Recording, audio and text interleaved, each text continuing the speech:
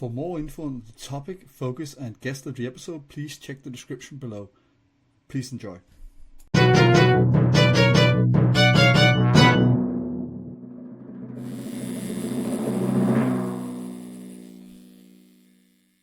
Hello, everybody, and welcome back to the Inky Thoughts podcast. And this is a sad and yet also joyous occasion for some of you out there, of the few hardcore fans this podcast does have, because this is, for all intents and purposes, the final episode this time around. Now, to take things on ahead of time, so to speak, there might be a little bit of a Danish English expression there, but it might come back someday. We never know. But for now, this is it. But with that in mind, I've actually invited on a new friend of mine, great fellow tattoo lover and massive nerd, to be honest. We've already nerded out a bit before this, as always. Along for sort of a back and forth interview this time around, where we're sort of co-guests in a weird sense. And before you judge what that is or question my weird mind about it in your own little heads out there watching, I'll throw it to my guest to introduce herself before I ramble on further. Julie, would you please? So I am a board certified behavior scientist. I'm also licensed behavior analyst. I am currently a clinic director working on getting a new clinic up and running, not my own, but for another company. I'm also a case supervisor. I've got a pretty large breadth of experience in this field. I've been doing this about 16 years. Started out, as a direct line therapist, but I've done conducted my own research, assisted on research. I've done travel consulting across the country and different places in the world as well, and taught some CEUs for people maintaining their board certifications. But currently, I've worked with different demographics, but currently specialize in early intervention for children with pervasive developmental disorders, which the most commonly known is autism. So I do specialize a bit in autism. Very on brand right now. No, joking. Yeah. but of course, I mean, to be honest, looking at the tattoo environment, not to jump ahead here, there's a lot of autistic kids in this world. We both also are quite fond of with tattooed people and tattoo artists and everything. I mean, at least when I look around and I see some people talk about, no, why everybody, it's like, you really are. You're all the weird art kids that want to do art or doodle on people's skin. Definitely all have something of some sort. Oh, yeah. Well, I mean, we know, from studies with people who are on the spectrum at varying degrees that a lot of our artists, scientists, musicians, people who have creative talents, because you do have to be creative to be a scientist as well.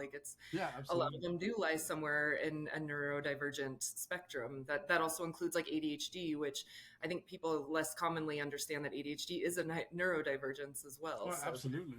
Yeah. Which is, I mean, that's also how what I would say paradigm I subscribe the most to regarding this, which is neurodivergence and as neurological spectrum rather than having to put everybody in boxes and stuff like that.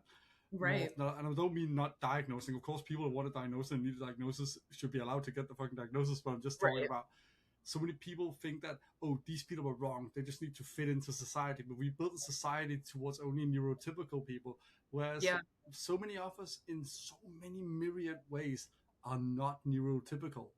No, even outside of ADHD and autism, people are still not neurotypical a lot of the time. Absolutely, yeah. And it's important for that too. There's a book with a few different social scientists, behavior scientists, psychologists, all kind of contributed to, including Oliver Sacks doing the opening to it. But it's Neurotribes, and it talks about the importance of neurodivergence and how we had this whole era where we wanted to make sure everybody was in a box and everyone was the same because we felt uncomfortable if people were weird or different. But luckily in the last few decades, people are finally coming out and saying no, if we take this away, we start to lose things like creativity. So we lose artists and scientists and technologists and inventors like Steve Jobs. And, there's people who are on the spectrum or have some form of neurodivergence that have created a lot of the things that we use day to day. But because that lack of knowledge is there, sometimes people just look at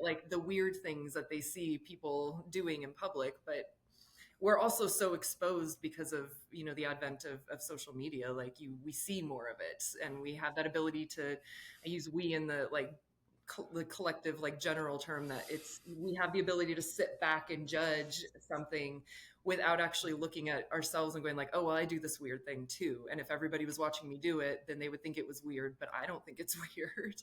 I mean, that's the part I like on social media. And I swear we will get into the twos in a bit, audience, but Yeah.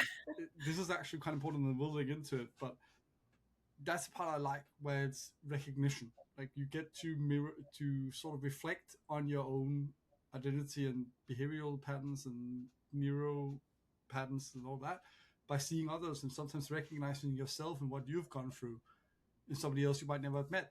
What I don't like is when people self-diagnose through Instagram and TikTok. That can get me on a whole different soapbox. Like I am all the pseudo like I mean, I knew you would be, but there's so many situations where I've met people or I've observed people online, and they're like, yeah, I do this because I'm autistic or I have ADHD, and I'm like, no, you don't. No, you like, don't. You're just honey. You're just weird. Yeah, it's not okay. Even weird. Like sometimes it's, and I don't know if it's okay to curse, but like you can curse as much as you want. Okay. Fuck, shit, fucked up. Shit. Okay, perfect. Yeah, I'm not going to see any of those ones, but at least not right now.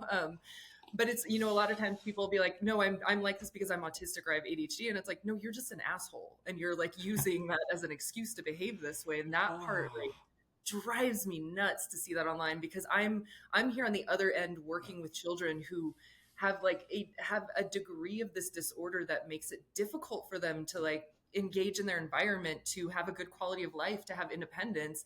And people that are just shitty people are like, yeah, I have it too. So and I'm true. like, oh. So it actually reminds me of something I spoke with Matt Davis, the young shrink, about, which is like this appropriation that happens sometimes of real mental health conditions. Yeah. To explain just inconveniences in your day-to-day life. Yeah, exactly. One of his examples was people that'll be like, oh, I'm so depressed today. And it's like, no, you've never suffered from depression if you say that. Like you've never had actual depression. Yeah. If you'll just casually fling that out. Because I've had it. And people that feel that way, it's almost like you don't want to say it because you feel will conjure it up if you're having a good day. Like it's not like, but the same here. Like people be like, oh, I'm just weird, so I'm autistic or I'm ADHD because I'm having a stressed moment. It's like, no, you're not, and it's okay. You can just be weird or be an asshole. Like, right. And this isn't either to discount or discredit people who get diagnosed later in life, because that does happen a lot. Absolutely. And I will say too, as a professional in this field who focuses on autism, that I can tell you that I have been doing this 16 years, and I've come across people that I've worked with, children and young adults, who people would look at them and be like, they're normal, there's nothing wrong with them. I'm like, no, because you're not seeing the intricate, like, wow, I can't say that word right now. Like the intricate behaviors, thank you, that are occurring that they're masking really well. So this is especially true of women, because absolutely. You could say this as a sociologist, you understand this, that women were taught, girls at a younger age, to like, be quiet, don't be a problem. And so they get better at masking it. So there are a lot of women who are now older adults who are like, oh, they get this diagnosis and they're like, that's why I did this and that. But that's different than people who are online excusing their shitty behavior with a neurodivergence. Before we get into my opinion on tarot cards and star signs, we should probably move on, because I think there's some similar points I could make there as well. But it is fascinating though, because we also see a lot of this in the tattoo world. People that, but where it also comes across in a very nice way sometimes, where people are sort of starting to notice that, okay, that might actually be a connection here, and why I love tattoos of this one thing I'm really into so much, and color my body in. It's collecting and hoarding your interests. And it's just like, I think you might be a little bit, Yeah. Well, I mean, in my field too, and probably in yours, like we always joke that you have to have a little bit of it to be able to work with this population and to understand them and be patient with them, because it can get crazy. Like, and I hate using that word, because I mean it more in like a slang term of it. I don't mean it in an offensive way, but it can get very taxing emotionally, physically, mentally to be in this situation. So you have to have a little bit of it to identify with, empathize with, and understand what they're going through in those moments. Absolutely. But also, speaking of doodling special interests, I'm curious, and this is the one question I've always asked, and you're not gonna escape it either. Uh, what actually got you into tattoos? You know, I that's an interesting question because I don't really know. I think I just, yeah, I think I just growing up in Southern California, it was much more prevalent. And if you were part of any kind of subculture, like I skated, snowboard, surfed growing up, roller skated, like I was really into music my whole life. It was always around. I think I've told you this before in my family with my dad had Yeah. musician friends and like I've got a huge collection of vinyl because he's passed down some and I continued it on that it just I think for me it was just like this is just part of the culture. It's part of the style and it was something I really enjoyed seeing on other people and so I got my tattoo, my first tattoo before I was allowed to out here. And I will You and not your call neighbor both. Like, it, but I was 16 when I got my first one out here, and yeah. a lot of people out here. I don't know how it is in over on your side of the Oh world. no, that it's very prevalent in our generation, so to speak, that people Yeah, started a yeah, bit younger than they're supposed to. I didn't because I'm a fucking nerd, but yeah. Well, I mean, but I was too, but I was also kind of like I was this weird nerd well, who you were the never cool fit. kind of nerd. You were like the covert kind of nerd with like rock band and shit. I was just a Yeah, fucking nerd. I was like, I didn't drink before I was of age. I didn't I fucking didn't do either. anything, and I've never smoked or done drugs. So like, I'm just the old school kind of like getting beat up in the locker room kind of nerd. Okay, and see, here's where I got, and Leah, who you've had on the podcast before, is one of my best friends. Like we Yeah. joke about this all the time that we had very similar upbringings because we were put into a vessel on this earth that didn't match what was going on the inside. So we got away, and I will admit to that, we got away a lot more with being like super nerdy and different because people judge you from your outside and they saw her outside and thought like, oh well she looks like this so it's fine that she's like weird or she's into this or like I mean, I have when said to you in private as well that it is an impressive fucking household, you and Leah's fucking abode, because it's two massively intelligent, frighteningly clever women scientists, you name it, who also, sorry to be very blunt about this, incredibly stunning and love tattoos. Like it's thank you. Yeah, fucking and we share a frightening. wall. Like, Yeah. She's just right on the other side of the wall over oh, there in her for fuck's sake. apartment. So I think as much as she likes to talk to me, I think I'll fucking annoy her right now.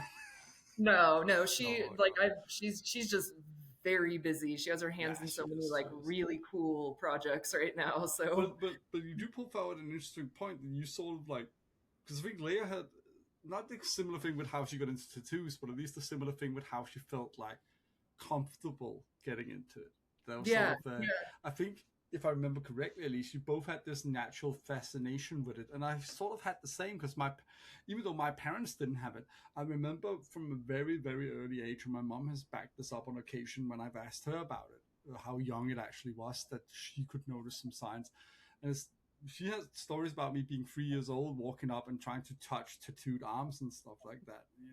I yeah, remember yeah. as I was a little kid that the best thing that could happen to me was getting transfer tattoos and gum packets. Yeah, yeah, yeah. Well, I mean, my sister and I used to like draw on each other, which my parents weren't too excited about. But I think it's always just been like, and we've spoken about this. I'm quite aesthetically rigid, and I very much enjoy like decorating my place, creating like how I decorate myself. Like I just like things to be like beautiful and happy and like be surrounded by things that I love. And so tattoos are a way that I could just have it with me and on me at all times. And I, I told you I got my first one when I was 16 and I felt comfortable doing it, but I also hid them from my parents until I was in I my mean, I 20s. get that. Yeah. And I'm not sure if I told you how they found out about it, but it Oh was shit! I mean, I'm always up for a parent finds my tattoo story. yeah. So there was a big festival out here or in when I was still in California in Long Beach called Ink and Iron. I believe they also did a Oh yeah, yeah, yeah. festival in Tennessee in Knoxville, I believe. I could be wrong there, but it was Ink and Iron. It's exactly what it sounds like. It was like a tattoo festival, but it was also pre 75 vehicles. So it was just, and music, and it was just this really cool festival. And it's very hot during the time of year they do it. So, a lot of my tattoos were exposed. I was in my mid 20s and me and my girlfriends were walking around, and the photographer wanted to take a photo of us, and I didn't know who the photographer was. There's just people walking around taking photos the whole day. So we are like, whatever, we're in our 20s, we're having fun. And a few months later, I go to my parents' house. Neither of my parents have tattoos. Go to my parents' house, and there's Tattoo magazine, like the biggest tattoo magazine in the world, sitting on their coffee table. And I'm like, this is interesting. That's And my actually dad kind of goes, funny. yeah, my dad goes, oh, your Uncle Barry sent that to us because my dad's older brother is tattooed and Okay, lives yeah. west. And so he had a subscription to the magazine and opened it, and there was a whole spread on the festival, and Oh God, that's funny. the centerfold in the magazine was a cartoon version of me and my friends. And then the next page was like a smaller version of the actual photo. And my dad goes, yeah, turn to the center. And I open it, and I'm like, Shit. oh. And both of my parents kind of laughed because they were like, we don't care. Like, you don't get Yeah, in fair trouble. enough. I You're a mean, good your parents were person. like mine. They're also like, hey. Yeah. So there was a little bit of that fear, but I think I've told you, like, my dad was a metalhead in the 80s. My mom grew up on like horror and was like a literature nerd. She was in the Lord of the Rings Hobbit. So my parents were a lot more open-minded. So I didn't have a real fear that I'd get in trouble, but I was kind of like, Mine were too, but I mean, I have a weirder one, and I think I've not told it many times on here, but like, give it a go now. It's a final episode. But basically, me and my brother, at 14 already, we were very sure we wanted tattoos. And okay. we were always very open with our parents, so we just told them we want tattoos. And they were like, they didn't get angry, nothing like that. They did like A+ way of handling it. They just sat us down and said, hey, that's okay, but can you do us a favor of waiting till you're 18? Okay. And just think it over before you get anything. Be sure where you want to get it, make sure it's safe, and make sure you have money for it. Hmm. And that's the best advice you could ever get a 14-year-old, because then we waited till we were 18. Right. And that's something we talked about earlier too, that like it probably was better that they were open to having that discussion rather than like, no, don't do it, it's bad, because then it probably would have that drive of wanting to do absolutely. What kid ever gets told, no, you're never doing that, or setting foot in my house, and then goes like, yeah, you know what? Fair dues. I won't do it. Yeah. Well, behaviorally and sociologically, it's like in your mind, you're like, why is it bad? I want to find out. Like, but it's also because you push boundaries and you're figuring out yourself when you're a teenager. Right. And nothing's going to stand in the way of that. And anything standing in the way of that just becomes an obstacle. It doesn't become an ally or lesson. It just becomes an annoyance. Yeah. So and I mean, a lot to do, you know. Yeah, just make it an open discussion, and that's something with like non-tattooed related, but behavioral things that I discuss with parents of the kids that I work with. That I'm like, the more you're pushing this or this, the more it makes it difficult to get away from that maladaptive behavior we're trying to get away from. Well, also just the most logical thing, which you will know as well as a behavioral artist, they're going to seek out the knowledge then, and then they're going to seek another source than the parent. Yes, yeah. And the first thing they're going to go to, because that's where kids can go, and today in the internet age, it's going to be even worse, I imagine, because at least when I was that age, internet was still on a dial-up, you know?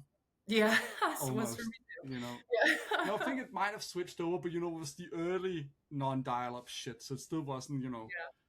The internet still wasn't this place where you could just find everything in 2004. Yeah. So if they'd said no, we would have gone to our mates, then it would probably just be like, no, fuck that. You just don't need to ask them. You just go and do it, or we just do fucking anything, you know. And that's why it happens more often than not, I think. I think it's because of a lack of anybody to help a young person reflect and consider. Yes, yeah. And I mean, that's still a difficult thing when you're a teenager. You're still learning to reflect upon your own sense of self.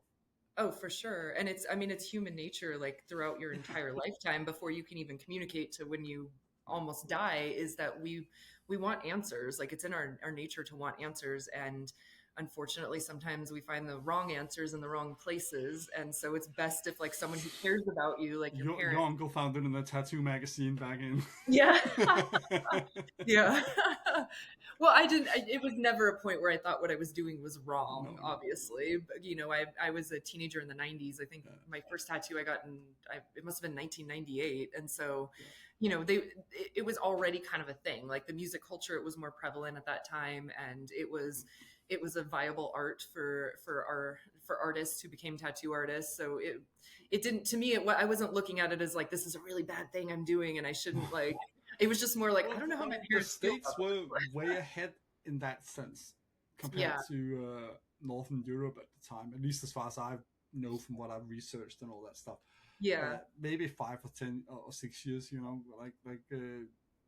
way more ahead in that sense. The UK to some extent as well, and you're already starting to see really progressive and open-minded tattoo research finally in the 80s and 90s in the States and the UK, whereas that right. was nowhere. You couldn't find a research paper from outside of those two places on tattoos back then. Oh wow. Okay. Just about, I mean, I might exaggerate a little bit to prove a Yeah. point, but basically just about, But that's the thing.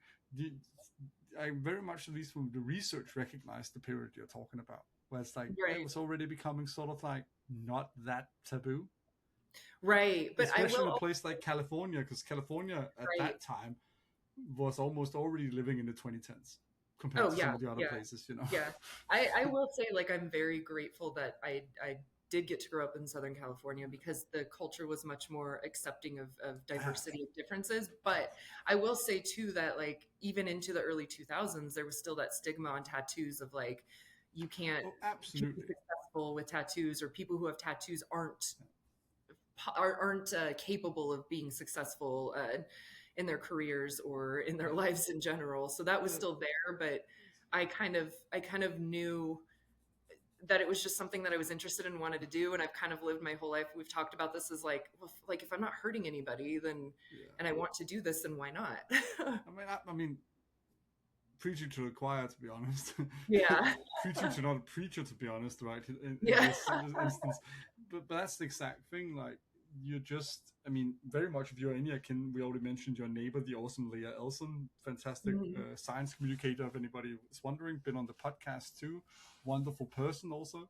Um, Yep, but she, for example, talked about how she finally, at some point, decided I'm gonna go for the full sleeve because she's been careful up to then. She'd been way more like, okay, what can I do? What can I get away with? Was more the mentality in some right, way, right, uh, right. and because she's already a woman in science, which is already difficult, especially in STEM, you know, Yeah. Oh yeah, um, already dealing with that. And then she already had some tattoos, but nothing visible like that. She was already also very beautiful, which is weirdly enough, which might weird some people out that are unaware, not a thing that gives you a lot of headway when you're in no, STEM. no. I was gonna say, Quite had you the not mentioned, opposite at times. Yeah, yeah, it's probably the biggest obstacle because it's exactly. They don't when take her you're seriously. And then yeah, but yeah, at one point she was like, I've done enough. I've cemented my reputation.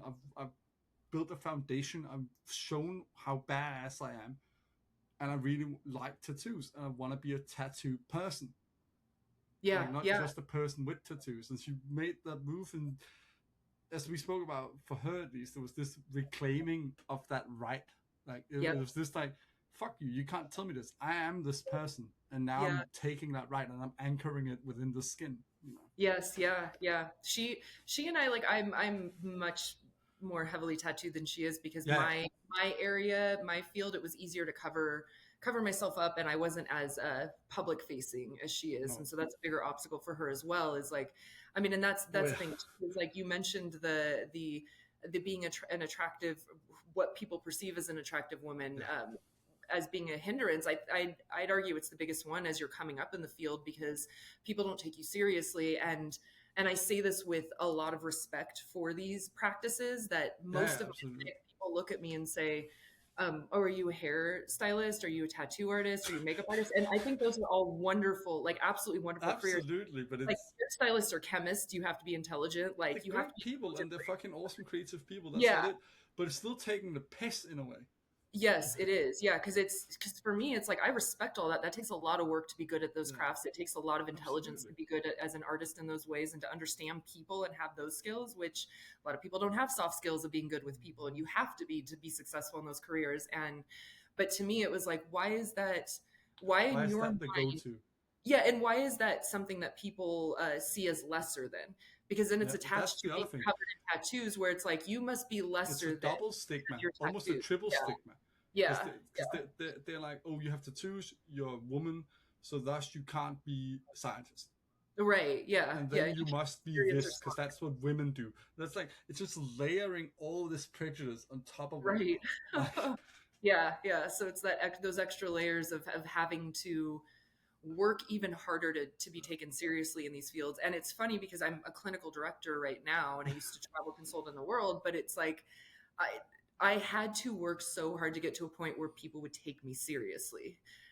My field is predominantly women, just because it's a nurturing, compassion based Yeah. science and therapy field. But and that just tends to attract more women. That's not a knock at Yeah, men I at all. mean that, but it's It also is, a byproduct of patriarchal yeah, misogynism.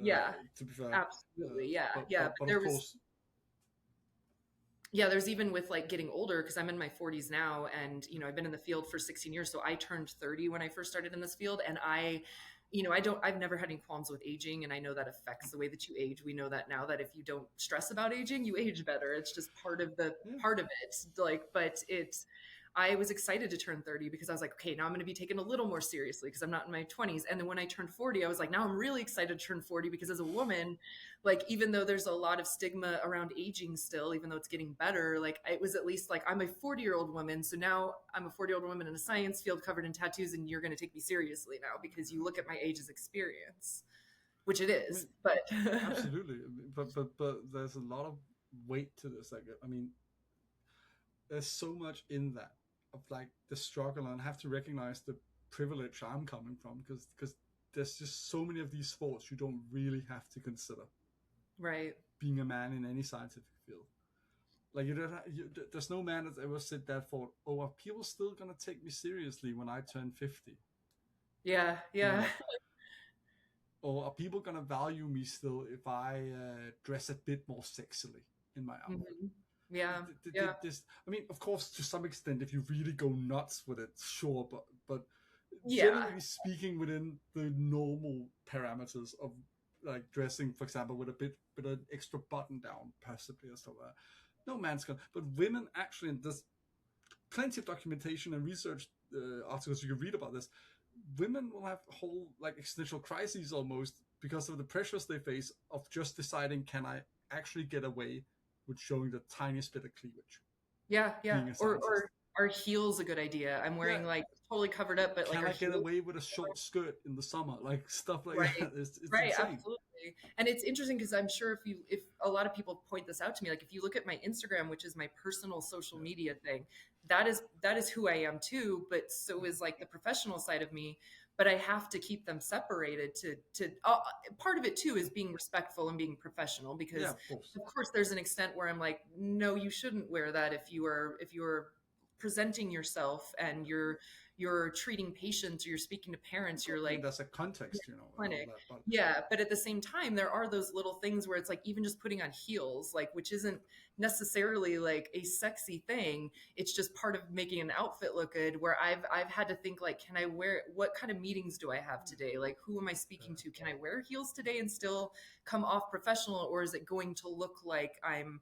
Is it going to be distracting for somebody? it's wild to have to consider, Yeah, yeah, yeah. because I could feel my sexiest, for example, this shirt, but I can absolutely guarantee no woman's gonna find it distracting if they're there with another purpose in mind. You don't know that for sure. Okay, fair enough. I'm putting myself down possibly a little bit, Yeah. but my point is just that there's not the same crises of identity Yeah, to the yeah, same extent. I'm not saying it never happens. Of course, it can right. happen no matter what gender Absolutely. identity you have subscribed to. Right. But there's just more, and that sort of builds into my next thing with the tattoos. Like, how have you navigated that in your position? Because you have a much more direct contact, again using your neighbor as an example, with people often than even Leia does. Whereas Right. Leia's communication with more people as a science communicator is often as an audience in a broader Right. spectrum, but not necessarily as direct necessarily or as vulnerably, because you're talking with people in a very vulnerable position Right. quite often. Right. And it's honestly it's only very recently that it's even seemed acceptable for some of them to show. Okay. I still make a point of keeping it covered for the most part when I'm at work. Yeah. And that's more of a personal decision of like, I don't want it to be a distraction in any way. And I can't guarantee that it won't be. I don't feel like that I'm going to be judged, or that people aren't going to think I know what I'm talking about when they come in to, like, when parents come in for assessments with their children or with regular meetings. Like, I never feel like they're going to look at me because I've proven myself that Yeah. I'm at this position. Like, this is what I know. Like, I think it also, to an extent, with certain families, helps me relate to them better and helps them trust me more, because they are coming in and trusting me with their child's care. So they're trusting that I'm not only intelligent enough and experienced enough to design programs to do correct assessments, to do ongoing treatment and care and supervision of the therapist treating them, but they're also trusting that I'm going to treat their child like a human being, and I'm going to have compassion, that I'm not going to just look at them as like another number coming in and out. Oh, fuck. Yeah. I think it's helped me in that way. And it's also Yeah. funny that I have one of my favorite tattoos is a very realistic looking spider on my elbow.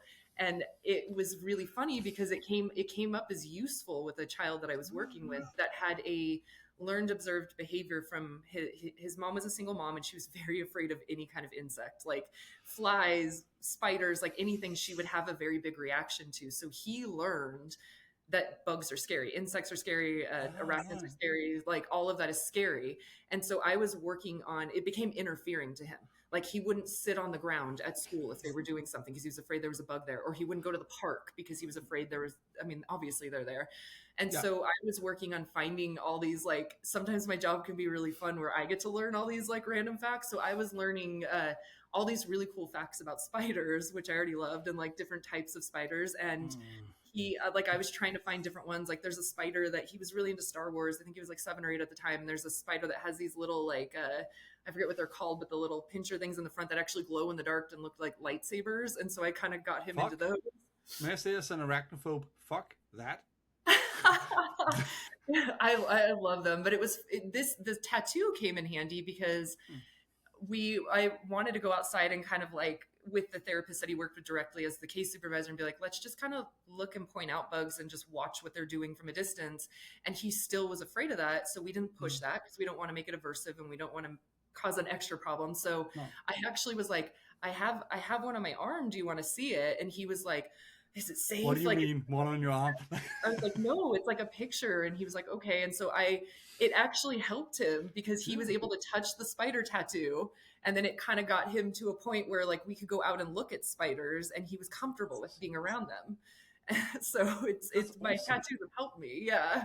I mean, there's a similar thing Matt Davis had with his clients, where, and even other people, mainly in the medical field, like I've just had Jesse Barnby has been on an episode, who's a nurse in Canada, and other people have had on, that they often feel like they bridge gaps rather than block interaction more often. Yeah. And I had the only thing I can really compare it to is when I was teaching as part of my postgraduate degree, when I was trying to get a PhD. And some of the young Gen Zers sort of felt less, it's as if it put me down here rather than being up here in the power dynamic. Not in an unhelpful way, not in a way where I couldn't teach or couldn't demand respect. I did that in other ways, but it sort of made them less afraid or shy about involving their own personal stuff in sociology, which is a fantastic thing to do because it's a good way of learning how to reflect upon cultural dynamics and interactions and all this stuff when you can bring your own context into it. And it's also the first step in the sociological imagination of being able to empathize with another person's social context to realize what your own is. Yeah. And it helped because they sort of didn't see me as just some academic to impress in a weird way. Yeah. And that also is very helpful for me with the parents whose children I'm caring for, because I have years and years of experience. I have higher education. I know what I'm doing, but I'm not coming off as, and this is not a knock at primary care physicians you go and see, and I don't know how it works out where you are, but a lot of times you go in and you see a physician and you just feel like you're a number. They don't care about you as a person. Yeah. They're just like, what's wrong with you? Tell me this. Okay, blah, blah, blah, writing things down, barely look at you. And then you're out, which is not a knock at them, because I know our medical system out here is like, it's so overburdened and overworked right now that a lot of doctors, they have to just go by that because it's for profit. But a lot of that helps me too, where it's like people come in and have an initial meeting with me, because what I'll do the first time someone comes in, I don't even observe the child or do any of that first. I get anecdotal interviews with parents. like what's important to you, like what do you want to see, like what are you worried about, like everything that goes into the potential of a child's future trajectory because of behaviors that are getting in the way. And I have found that people find that I'm more relatable. Like they don't just see me as like this expert in this science field who's assessing So, their child and judging them. to put it in a weird metaphorical sense, it's sort of, I feel this too sometimes for people like you and me and Leia and many others. It sort of weirdly takes us down from the ivory tower. Yes, yeah, like what you were saying with Because the people students. automatically Yeah. put us there whether we want to be there or not. Right, And I, right. for example, am not, like, you've talked to me a couple of times by now, very much don't speak in an academic way, even though my knowledge is okay vast. I think it's at least within my special interests in academically. But I talk in a very layperson way to explain the stuff quite often, Right, right. which people expect something completely different from academics, and often that it's going to be a whole lot of language, which it often is as well. So it's nice when you can already put them at ease by not looking the way as well, Yes, yeah, in a yeah. weird way, by not coming there. In my case, in a tweed jacket with short with elbow pads and like no tattoos and all that stuff, and then they Right. Very immediately, stiff and cold and like yeah, yeah. exactly, and then they immediately put into this socially constructed preposition of how you act, and then this is skewed academic versus lay person thing, which of course I'm very much a fan of believing in experts and relying on their expertise to some extent. I Oh mean, yeah. we have an idea Absolutely. about, of course, we've discussed the semantics of calling an expert before. To not get Yeah. into Yeah. that discussion now, I'll use the term right now. But I very much want to rely on people's expertise, whether it's my dad who knows a lot about plumbing as a plumber, or me who knows a lot about certain culture and identity perspectives as a sociologist. Right. But that doesn't mean you need to move yourself above also recognizing a layperson's understanding, because Yeah, that's yeah. often how you make it applicable to their context, by understanding where they're coming from.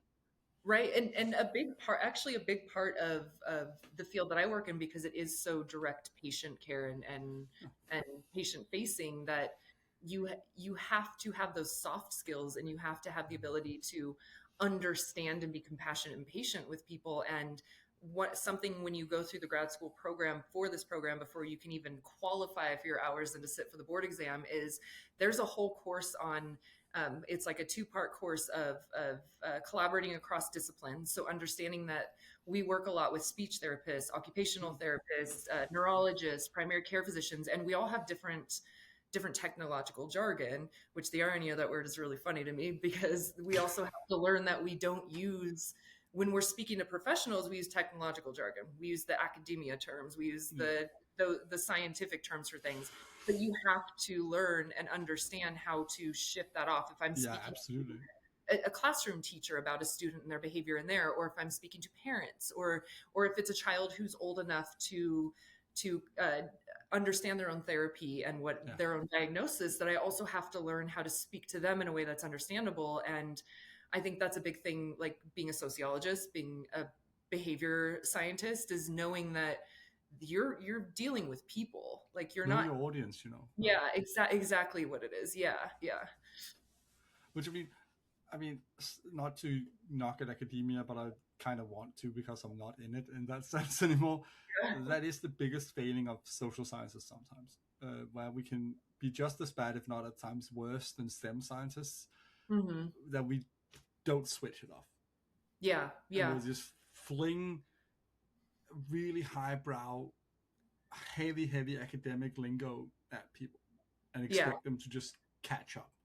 Right, Just not right. how they, and especially in a very skewed scholastic system like the US one, it is very detrimental to understanding.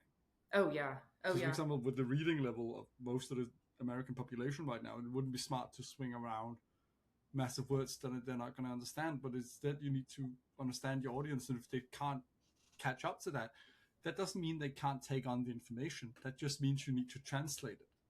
Oh, definitely. Yeah, yeah.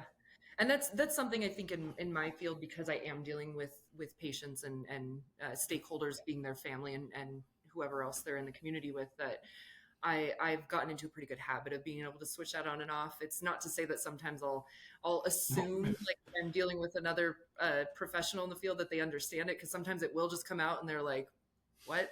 And I'm like, I I'm mean, that sorry. happens. That happens to all of Like, I'm us. not When you trying to spend, be a pretentious asshole. Like, it just kind of like just kind of came out one adult professional to another, and just it making is funny when assumptions. you catch yourself like that. Like I've actually done it when being tattooed. Sometimes and I'll be like, "Oh fuck, I just said some really fucking nerdy shit," and they're looking at me with these glassy eyes, like I spoke a foreign language. And Yeah. it's like, "Oh fuck, I gotta try and move this back because I just seem like the biggest dickhead right now."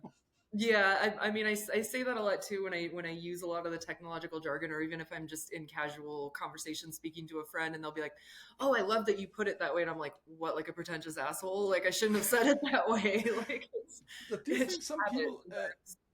I think that's actually also what sometimes makes it difficult to, for lack of a better term, come out as a tattoo loving academic still today.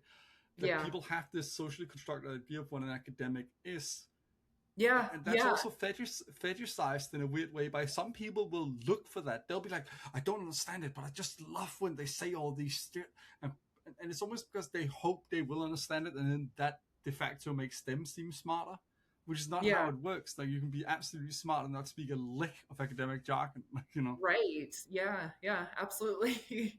And I think that's part of it too. Is I've had a lot of moments in my life where someone meets me in like a Yeah. social situation, and they ask what I do, and they're like, "Whoa, that's so cool! You're tattooed and you're smart." And I'm like, "Why? Those aren't mutually exclusive characteristics. Like, it's just why are you surprised that I'm Yeah. smart and I have tattoos?" Like, But it's. it's wild because it's a stereotype. I Hmm. almost said carefully crafted, but it's not. It's a. I mean, in my own theory, it's a happenstance of capitalist ideas about identity and uniformity, and Yeah. that's then made it so that at least common folk, for lack of a better term, uh, working class people, which is everybody below the capitalist class, Right. um, Most of us. they have to look uniform and not look different because it's better to easier to make them a cog in the machine or a number on a sheet Yeah. when you Yep. don't have to actually reflect upon who this person is, and any kind of diversity makes that difficult at times. Yeah. Yeah. But the byproduct of that is that we've they've taken any already marginalized group that adopts tattoos that already has a very negative connotation in society and use that as fuel to add on to the prejudice. So, for Oh, example, absolutely. Yeah. when they found out criminals also get tattooed, because that's what really happened. It's not that criminals get tattooed and they're the only ones. It's that they Right. also get it. But when you can spin it the other way and then add on to it, well, they're stupid because they're criminals. Then you can just slowly let that build, and then people automatically make the connotation that, oh, so you're tattooed, so you must be criminal and or stupid. Yeah. Which not condoning dangerous criminal activity, but I would argue that criminals that are successful are not stupid at all. No, I So mean, yeah. weirdly enough, if you get away with it, you're not dumb. Yeah. Even Yeah. some people that don't get away with it, some of the stuff they've done, I mean, there are, of course, fantastically stupid criminals out there as well. Oh, absolutely. Yeah. But it's correct what you're saying. Like, some Yeah. of them are But this just is kind of the premise of frighteningly what we're. creative. Some of Yeah. them are And it's. frighteningly creative Oh, in yeah. their Yeah. intelligence at times. Yes. And creativity is like a vast marker of high intelligence to be able to think Also, I mean, differently. with the Yeah. fascination all the, for lack of a better term, the girlies have with murder documentaries, we all know how frighteningly smart a man like Jeffrey Dahmer is, for example, or Yeah. any of these guys. I can't actually remember all of them because I'm not good with names. Yeah. Well, and it's that we were talking about this earlier, that combination of, it's not just intellect, it's like emotional intelligence too. And that's Absolutely. to be able to But have that. ironically, that's also, weirdly enough, the only place where this stupid prejudice can be true in a weird extent when you look at it exactly like I'm about to explain it now. And that is, Okay. some of the more intelligent criminals don't want to get recognized, so they don't get tattoos. Right. Some of the dumber criminals don't know that, so they just do it for other cultural. We have actually cultural and social contextual coercions. Most of them Right. will get them in prison to fit in with the right crowd or anything else like that. Yes. But Survival. Yeah. again, the important thing to remember there is they don't get tattoos because they're stupid, Right. they Yeah. aren't stupid because they get tattoos. Those two Right. things Right. don't have a causal link. No, no, none of it does, and that's kind of Yeah, exactly. where we kind of get into trouble with like prejudices and stereotypes in the world. It's not, Yeah. a geographically specific problem. It's we see a group of people act in a certain way and we just assume everybody acts that way, and that is that's not even possible to be true. There's no way that could, your ontological history is I, going to I affect do love all of pointing the stuff. out, for example, when people are like, both in the tattoo community and also outside of it, people love to say, well, it used to just be bikers. And I'm like, it's actually statistically impossible with how many people got tattooed back in the biker age of tattooing that it Right, could only be the bikers. Because they were right. like less than a fucking percentage Yeah, of the yeah, population of people getting tattooed even back then. Like right, it's right. actually, when you actually look at the history and the numbers, it is actually laughable to consider how big an impact they had culturally and how tattoos are viewed in that period. Yeah. Oh, absolutely. And it was only because, and this is kind of how it happens. It was only because we started to learn the criminal behavior of these specific groups of people. They happen to have tattoos. Tattoos are bad because these people do things, and so it becomes, it's more of, it's like social media when something It's is more. forced causality, you know. Yeah, yes, yeah, yeah. But then we also know that tattoos didn't even start within these cultures. Like they No, they started, didn't. they started as like positive things of like a mark of coming into But adulthood, even, or I mean, the biker culture of it only lasted 40 years, just right, about roughly. That's a right. blink in the history of tattooing. Yeah, yeah. And 40 Uh, years of it, like years and years and years after they were first discovered or known to yeah, be on humans. exactly. Yeah. It's wild to think about, but that's how these things work, and that's what we both fight with in that sense, you know. Because I Yeah, mean, it wasn't bad when I was, for example, doing my PhD, because Scottish people don't give a fuck.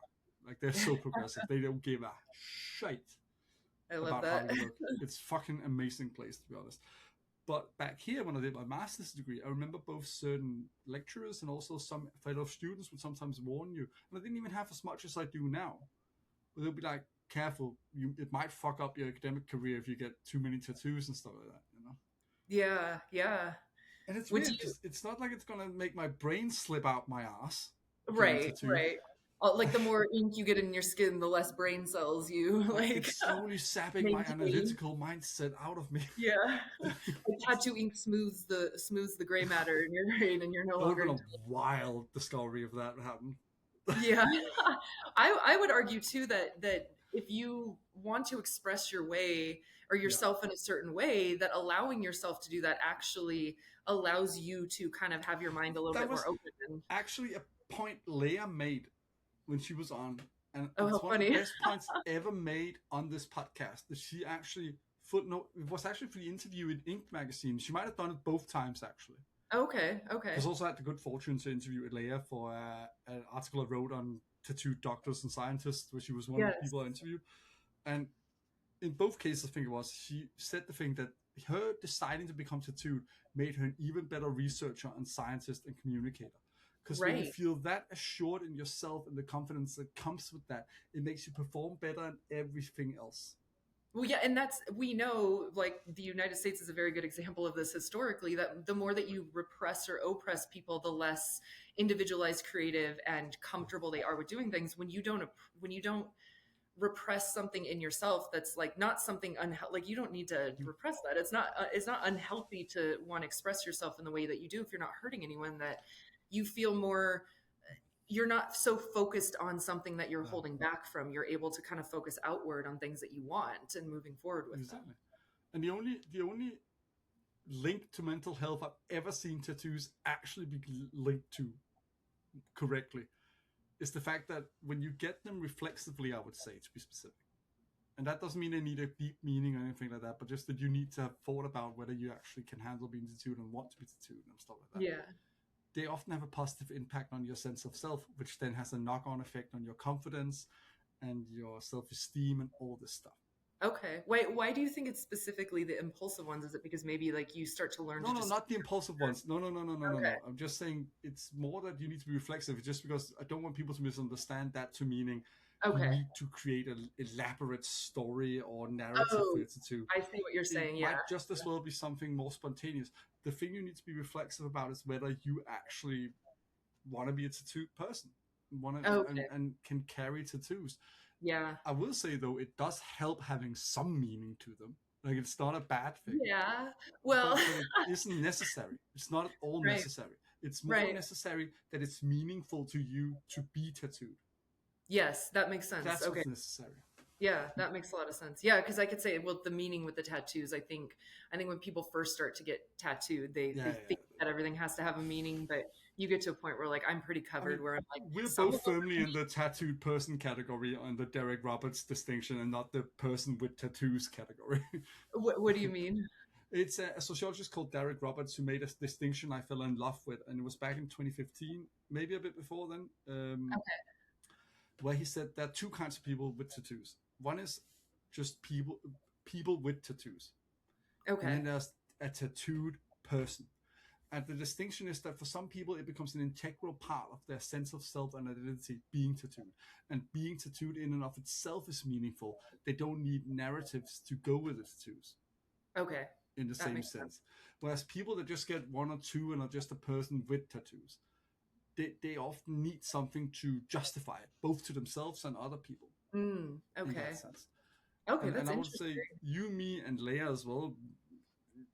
That was the first time I talked about that distinction on here. I think actually, she also was like very proudly like, yes, I figured very much when I decided on the sleeve and getting more tattoos, sort of made that decision that I moved into that category in a sense. Yeah. Well, and it's interesting too because I think you all like I'm heavily tattooed. Like Mm. I still have enough to like I can cover it up when I need to, or if I, because I didn't get tattooed for other people, it was for myself. So I don't care if you see my tattoos or not when I'm out and about. But I that was something interesting for me too because I don't think of myself as a tattooed person, if No, that I makes mean, any sense, because yeah, it's absolutely. part of it's part of me, but it's not my identity.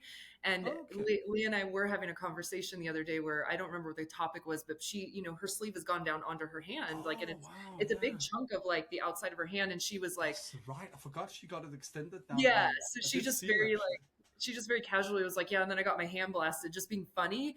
And she's like, but yeah, this is nothing. I'm like, no, your hand is blasted. Like you've got Yeah. a full tattoo. Like, so it's funny because I think a lot of times, and I don't know if it's similar for you, like you can tell me when after I finish this thought, but that I feel like people who are more heavily tattooed tend to not even think of themselves as a tattooed person because it is just part of who they are. It's not, but I think that's to the point of you saying people who have one or two tattoos, it's more of like they Yeah. have to justify it and they think about it more. I think people who are less tattooed think about being a tattooed person more than heavily tattooed people do. I think it's not as jarring to their visual identification of themselves as it Yeah. is for people where they just want a few Right. or a Right. couple, where it'll always pop out. Because I've heard a lot of people say, "Oh, I don't even notice my tattoos."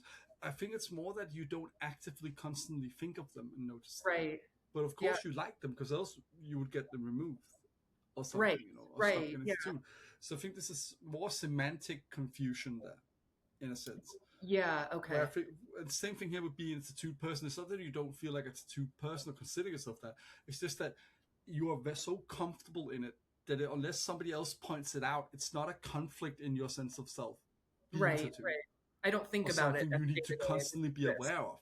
Like it's not Yeah. on the Yeah. surface level constantly or something you need to negotiate with yourself constantly. Right. This has Right. become part of how you see yourself, Right. which Right. is why the term can be sort of confusing, I guess, in a way. Yeah, yeah, that makes sense. Yeah, yeah. I But mean, and I've had moments where, like, because my legs are pretty heavily tattooed, I'm out in yeah. shorts, like if it's hot outside, and I've had people like look at my legs, not in a bad way, but just because there's a lot going on there in art, and I'll have a moment of like, like, why are they looking at me? And I'm like, oh yeah, like you have tattoos all over your that, legs. there's that. I mean, I am not the best example because I'm a sociologist heavily engaged with tattooed identities. I always notice and I'm keenly Yeah. aware of it. But for most other people, that is often the thing that like I can't count the amount of people I've met that are even more heavily tattooed than you and I put together, where they'll forget other people notice that.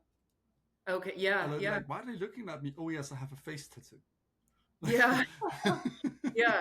And it's I think you're right on that. It's like you just it's not that you forget that you have them. It's just that they're part of you now. It's like Yeah. if you had like if you didn't have tattoos and you had like a birthmark on your arm, it would be something that you wouldn't think about because it's Well, just part of your skin. But to other that's a people, it looks very great example actually, because you can meet people. Most people will meet somebody throughout their life that has a massive birthmark somewhere, good.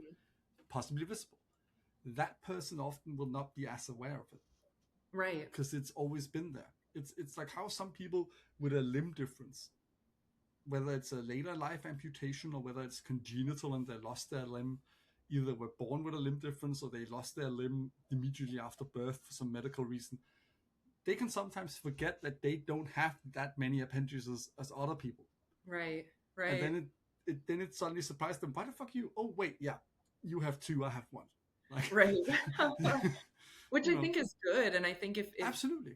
I think if people live in a community or wherever they may be where like it's not as noticeable by other people and they can live their life forgetting about it themselves, I think that's kind of the goal too, with like tattoos being a form of expression, that if like we're getting to a place where people aren't as shocked by seeing them, then that's better, because Absolutely. then it's not so much a thing as it is like I can just be myself and express myself this way without worrying about it being distracting or shocking to people that I come into Yeah, contact with. I mean, you're very much like me in this way, I think, as well. Because one of my pet peeves, and where we're getting up by there on time, but one of my own pet peeves is that I hate people that defend being tattooed staunchly by saying, I miss when it was underground.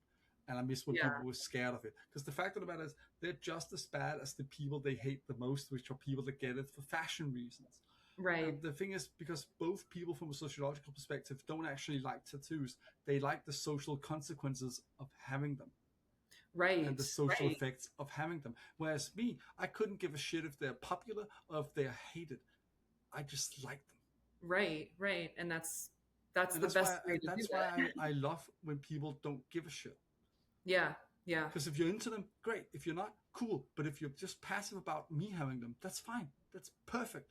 Right. Because I Right. just want to have a right to exist and do what I like, Yeah. go about Yeah. my business, all that stuff, and I like being tattooed. You know. I will admit that there was a brief period where I had a little bit of that bitterness, but I Yeah. will explain why. No, So like yeah, late 90s, early 2000s, getting tattooed as a woman, and it wasn't as yeah. common, especially with women.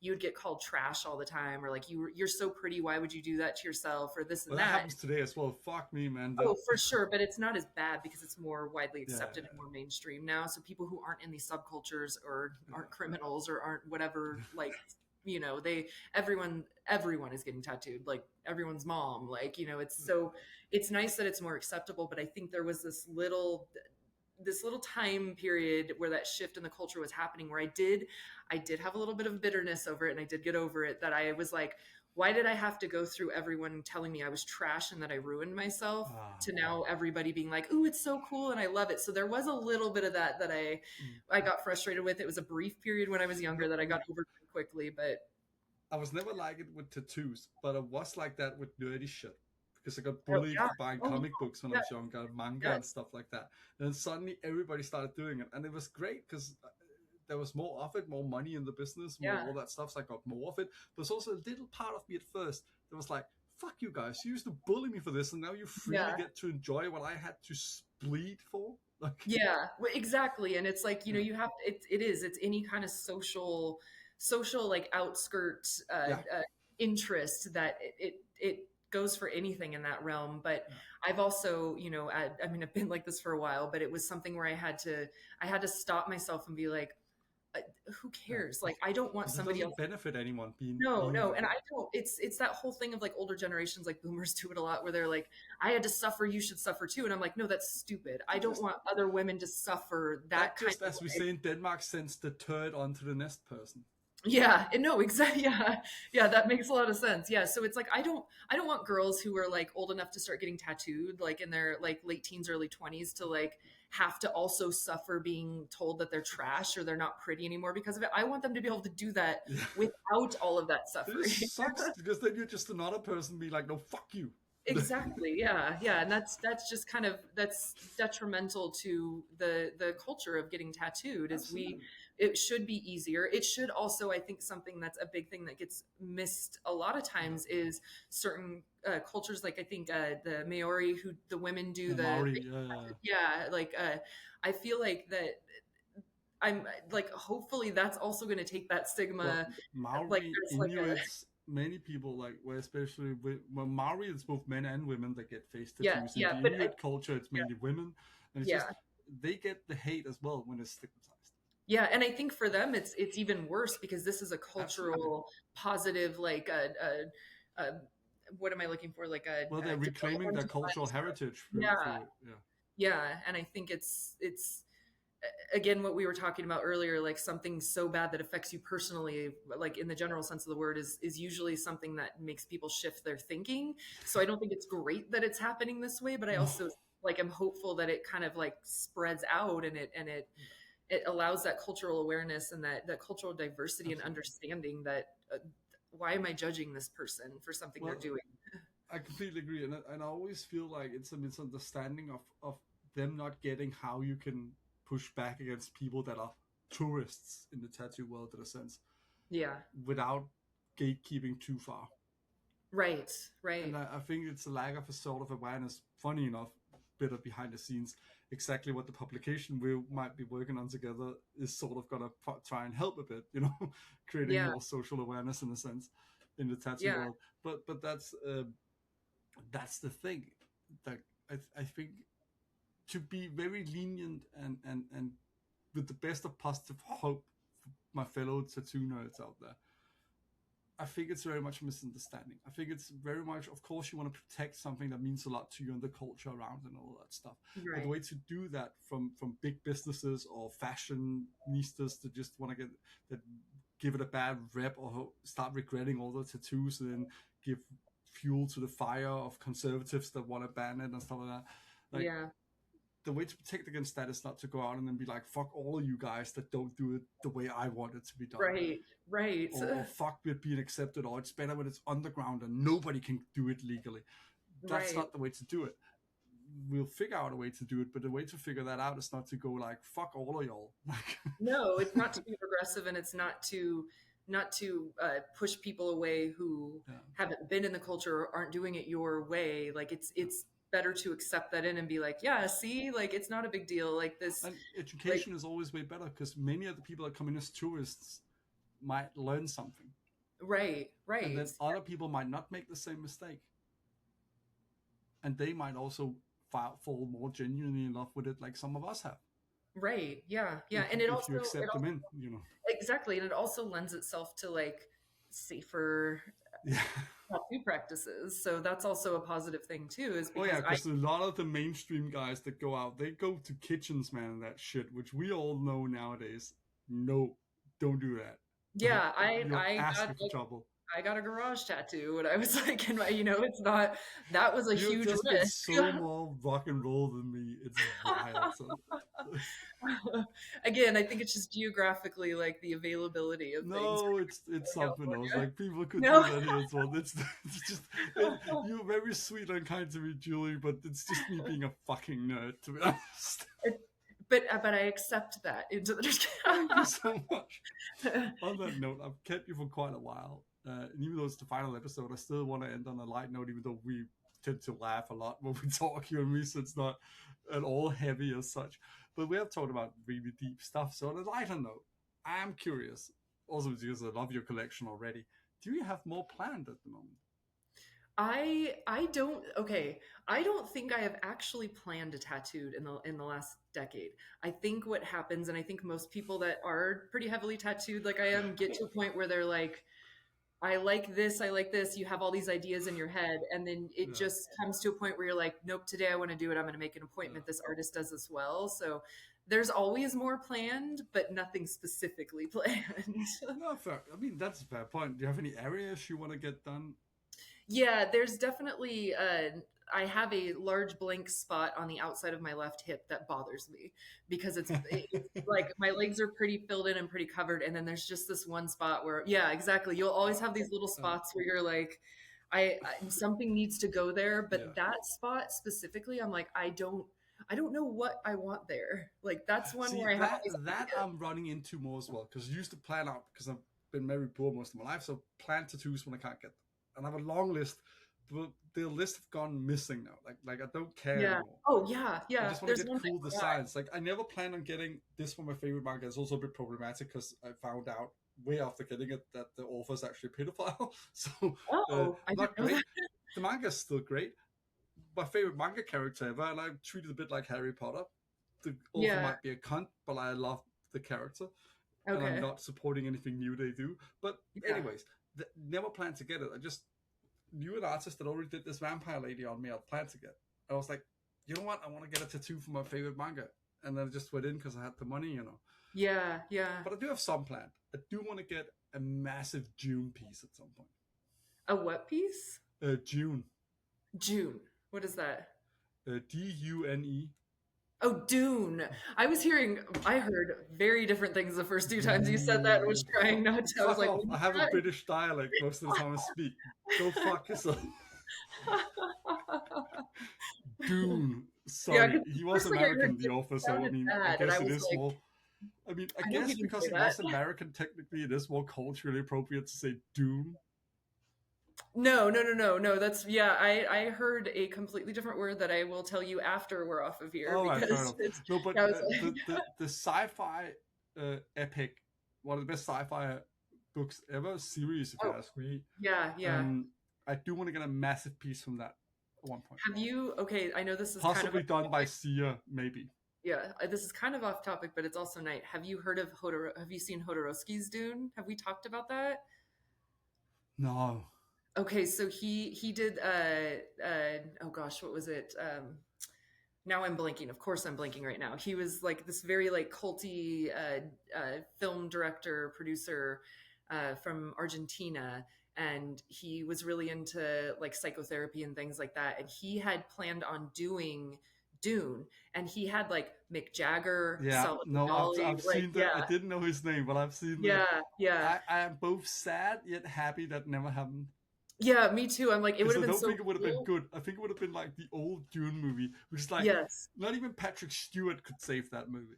No. Yet it's a Yeah. cult hit because it's so camp and weird. Yes. And I Yes. still love it in a weird way. But if I want to see something that actually reminds me of the books, it's the new ones by Oh, Denis Villeneuve. absolutely. Yeah. But Yeah. if I want to have a campy laugh fest and sort of enjoy a sci-fi epic that doesn't at all remind me of the source material, really, I'll Yeah. watch the old one.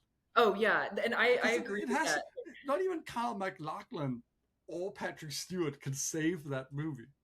Oh, yeah. No. Yeah. Plus, to anybody too young to have seen it out there, go watch it. If you know who Sting is, you're in for a treat. If you don't, ask your parents and then watch it. Yeah. No, and I agree with that because I feel like Hodorowski would have been too psychedelic and too like of like a trippy dream. It's just, but it would have been cool. I mean, we'll finish this tangent and end the episode of it. But I do want to get this in. When I think Dune, I think gothic sci-fi epic because I can clearly see how, I don't know if you know this universe, some might out there at least. I can clearly see how the guys that made Warhammer 40,000 got so heavily inspired by Dune into making something even more grim, dark, and gothic. Because Dune has so much gothic shit in it when you think about it, and so much like absolutely grim and dystopian stuff. Also dressed in this weird pseudo utopia sometimes, and I think it's that rock pull that happens through the first book, where you almost get lulled into thinking, especially when looking at the Atreides, that like, oh, the future's not so bad. Yeah. Seems all right 40,000 years in the future. All right. Bit feudalistic, but it's okay. And then suddenly it's like, nope, fully dystopian. Yep. Yeah, I agree with you that the new ones are definitely a good iteration and yeah. Absolutely. But before we give any spoilers to Dune, because I think we both read the books, before we spoil what's going to happen in the next one, Julie, it's been so lovely to talk to you, as always is. And thank you for being on the final episode as well. Absolutely. Always love talking to you. I can talk to you forever. Likewise. This is one of those examples of you gotta sometimes make online friends as well, because there's fucking brilliant people out there. Like, thank you. But with that in mind, not that you're very into this, but it's only fair that you get it as well. Please let the people know out there what you have going on, and if there's anything you want them to know about or want to plug, please. Oh yeah, no, I appreciate that, but I'm my career is very private, and so I knew it was gonna be wasted. It's only fair to give the opportunity, but I know there's nothing you want to plug because there's also no need. Like I've not heard of clinics that need social Oh, media attention yeah, that way. yeah. We have the opposite problem of unfortunately Actually, because there's yeah, so because you yeah. wanted to keep it private as possible. Like, Oh, absolutely. And there's only, I think we've talked about this, I'll throw this in very quickly. There's only about 70,000 people with the type of board certification I have in the entire world. And there's millions of of people that people need and children who need this treatment. So I have the opposite problem of yeah. unfortunately we do in this country. It's there's wait lists. There's always wait lists. I don't ever have to plug anything, which is great, but it's also kind of sad when you Yeah. think about it. But so yeah, no, Yeah. nothing to plug. Well, before we get depressed, once again, Julie, thank you so much for being on. And to Yeah, thank anybody you for watching or having me. listening, I don't know if we'll ever come back to podcast, but I thank you for the support you've shown in these when this comes out 3 years. And it's been great to do this, but sometimes you gotta end stuff while you still enjoy it. Yeah, absolutely. And That's I the think thing. this is such a cool thing that you're doing, that just kind Thank of you so much, Julie. allowing us professionals in like science and medical fields to like show that like, hey, like we're covered in tattoos, but we also know what we're doing. Yeah, yeah, that's the thing. Well, everybody, that we'll see you maybe in the future.